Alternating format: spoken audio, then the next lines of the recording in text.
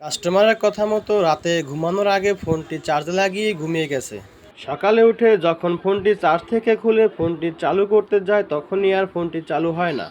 কাস্টমারে ভাবছে রাতে চার্জে লাগানোর সময় যে কোনোভাবে হয়তোবা নাড়াচাড়া খেয়েছিল, যার কারণে সে আরও কিছু সময় চার্জে লাগিয়েছে, তাতেও ফোনটি চালু হয় না।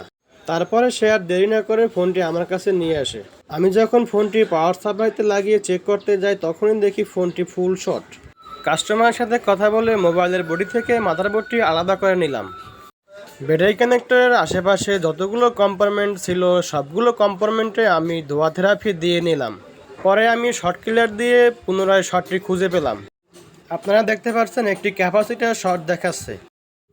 এখন যদি আমি ক্যাপাসিটরটা রিমুভ করে ফেলি তাহলে আমাদের ফোনটি চালু হয়ে যাবে। আমি আর দেরি না করে ক্যাপাসিটরটা রিমুভ করে ফেললাম। আপনারা জানেন যে কোনো মোবাইলে ফুল শট হলে এই শটটি ধোয়া থেরাপির মাধ্যমে খুব ইজিলি কাজটি কমপ্লিট করা যায়, তাতে বাটন ফোন হোক কিংবা স্মার্টফোন হোক।